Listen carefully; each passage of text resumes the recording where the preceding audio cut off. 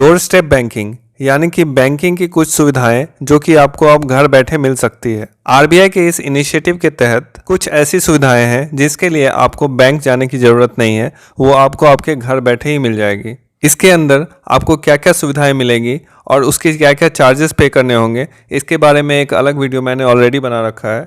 इस वीडियो में मैं कुछ ऐसी चीज़ें क्लियर करना चाहता हूँ जिसके बारे में लोगों को डाउट रहता है। सबसे पहला जो कन्फ्यूज़न रहता है वो ये रहता है कि जो डोर स्टेप बैंकिंग में हमें सुविधाएं मिली है वो क्या हम अपने ही अकाउंट के लिए ले सकते हैं या फिर किसी दूसरे व्यक्ति के अकाउंट में भी वो सुविधाएं हम प्राप्त कर सकते हैं।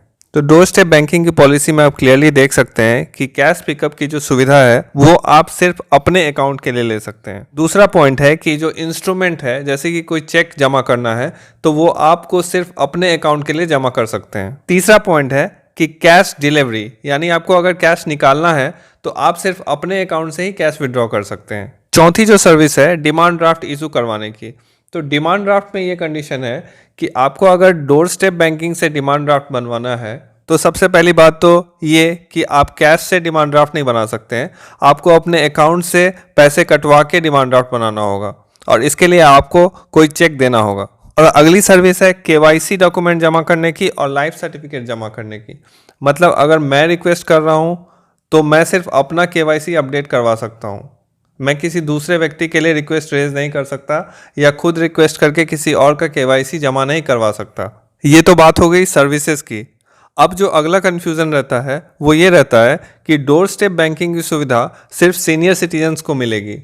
तो ऐसा बिल्कुल नहीं है। आरबीआई के गाइडलाइन के हिसाब से डोर स्टेप बैंकिंग की सुविधा कोई भी व्यक्ति ले सकता है अगर उसका बैंक अकाउंट उस बैंक में है तो बस उसे जो भी सर्विस लेनी है उसके लिए रिक्वेस्ट डालना है और उसके चार्जेस पे करने हैं। अब एक और इम्पॉर्टेंट पॉइंट है एलिजिबिलिटी, मतलब कि डोर स्टेप बैंकिंग की सुविधा लेने के लिए क्या एलिजिबिलिटी क्राइटेरिया है। कुछ क्राइटेरियाज हैं जो कि पूरे होने चाहिए अगर आप डोर स्टेप बैंकिंग की सुविधा लेना चाहते हैं। तो सबसे पहला पॉइंट है कि आपके अकाउंट का केवाईसी पूरी तरह अपडेट होना चाहिए। केवाईसी अपडेट होने का मतलब ये है कि आपके अकाउंट में आपका आधार कार्ड, पैन कार्ड, आपके एड्रेस डिटेल, ये सारी चीज़ें अपडेट होनी चाहिए। अगली जो एलिजिबिलिटी क्राइटेरिया है वो है कि आपका अकाउंट ऑपरेटिव स्टेटस में होना चाहिए। ऑपरेटिव स्टेटस का मतलब ये है कि ऐसा ना हो कि आपने 1 साल या 2 साल से अपने अकाउंट में कोई ट्रांजैक्शन किया ही नहीं। अगला क्राइटेरिया ये है कि जब भी आप ये सर्विस लेंगे तो आपको एक एग्रीमेंट साइन करना होगा जिस पे डोर स्टेप बैंकिंग की जो टर्म्स एंड कंडीशंस है वो लिखी होंगी।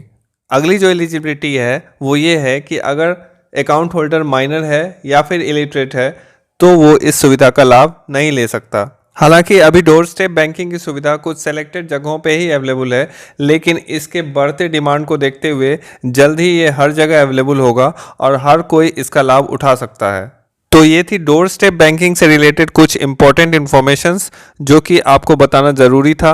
अगर आपको वीडियो पसंद आया तो वीडियो को लाइक कीजिए, अपने दोस्तों के साथ शेयर कीजिए और इसी तरह के इन्फॉर्मेटिव वीडियोस देखने के लिए चैनल को ज़रूर सब्सक्राइब कर लीजिए। धन्यवाद पूरा वीडियो देखने के लिए।